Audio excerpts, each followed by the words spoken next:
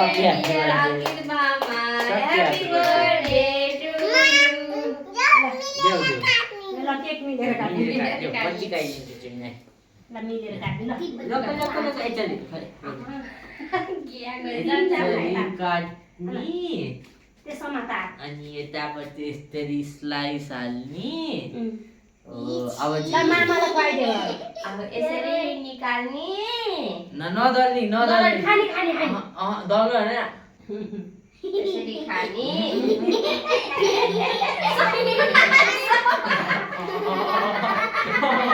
मलाई पनि हुँदैन हुँदैन